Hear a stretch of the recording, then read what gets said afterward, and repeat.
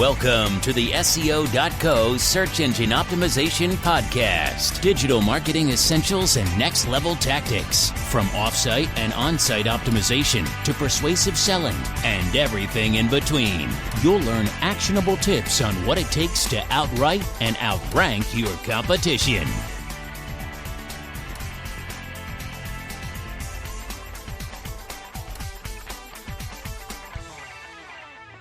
Welcome back to the SEO.co podcast. Today we're continuing our series on SEO keyword research, and we're going to dive right in with the benefits of SEO keyword research. With an understanding of the function of keywords in a modern SEO campaign, let's take a look at some of the tangible benefits you can get by conducting keyword research. First, search volume analysis. First, you'll gain insights into what keywords are more popular than others. This can help you find more popular topics to optimize for, which will eventually lead you to higher traffic and higher ROI. For example, if we take a look at the difference in search volume, the number of times a user has searched for a given query between how to bake a cake and how to build a particle accelerator, the clear winner is how to bake a cake. And let's be thankful for that, making it far more favorable to optimize for.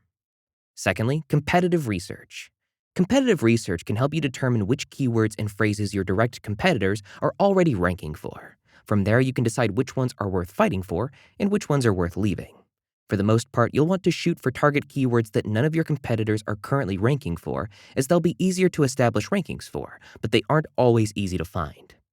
Competitive research can also help you understand the general course of your opponent's SEO strategies, so you can adjust your own to more appropriately combat them. Third, content ideas and SEO direction. Next, keyword research will give you ideas for your content marketing campaign and help you set the direction for your SEO campaign. With a solid group of target keywords in mind, you'll be able to establish the metadata and body copy for the main pages of your site and come up with an editorial calendar full of topics that are actually relevant to your audience. Keyword research not only helps you pinpoint competitive opportunities in popular topics, but also helps you expand your conceptions through a brainstorming process. Next up, market research. Doing keyword research also helps you understand your key demographics better, giving you information you can use in other areas of your business, including other areas of your marketing campaign. For example, you may find that search patterns for a specific product tend to escalate in winter, giving you a critical marketing opportunity to push that product more during winter months.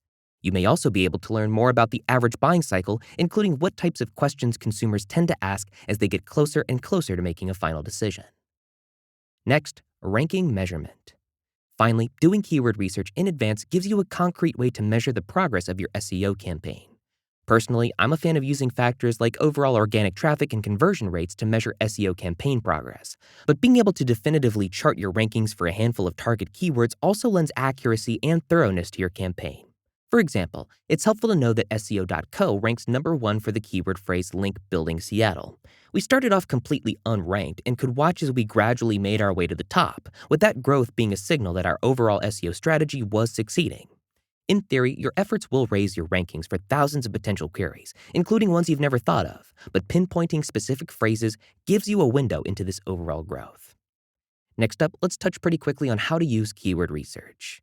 It's important to know how you'll be using keywords if you want to choose them appropriately. First, let's address the dangers of keyword stuffing. First, you need to understand the inherent dangers of keyword stuffing.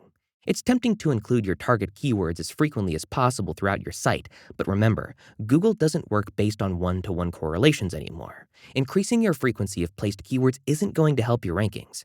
In fact, it might earn you a Google penalty. Focus on including your keywords naturally whenever you include them and try to utilize synonyms. If you're ever in doubt, read a selection out loud and see if it sounds funny to you. If it does, you can consider the usage of the keyword unnatural. Next up, title tags and meta descriptions. Your page titles and descriptions are some of the most important areas to include keywords for your campaign.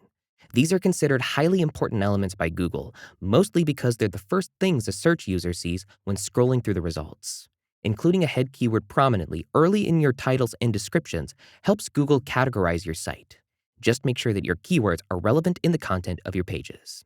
Take SEO.co's title and description as examples. Link building and content marketing agency are 2 of the keywords we're targeting, and both are appropriate to our brand. We don't stuff in any more keywords than we need to. Next up, dedicated pages. Because page titles are so powerful when it comes to evaluating relevance, and because each page is indexed separately in Google, it's sometimes a good idea to create a dedicated page for each of your head keywords. For example, if one of your target keywords is emergency plumbing repair, you may wish to create a new page of your site specifically called emergency plumbing repair in your main navigation. However, you'll want to be careful here. If your page appears unnatural, or if its body copy is spammed with keywords, you could earn a ranking penalty rather than a boost. Next up, header tags and body content. Aside from the titles and descriptions, you'll want to include keywords throughout the body of your pages. There used to be a rule that keywords should make up about 2 to 3% of the total volume of words in a given page. This was referred to as keyword density. But forget about that. Just include keywords occasionally where they naturally fit in, especially long-tail keywords, and especially in your header tags, H1, H2, etc. Lastly, ongoing content. Your ongoing content is your best place for ongoing support of your target keyword phrases. If you're developing multiple new posts for your blog a week, you'll have multiple opportunities to optimize for new keywords, new pages with new title tags and meta description opportunities, and of course, plenty of body copy where you can include your keywords at a natural pace. We dig deeper on this, and if you want to know more, check out our blog at SEO.co. But that wraps up this series on SEO keyword research tips. Thanks again for listening to the SEO.co podcast, and we'll see you in the next episode.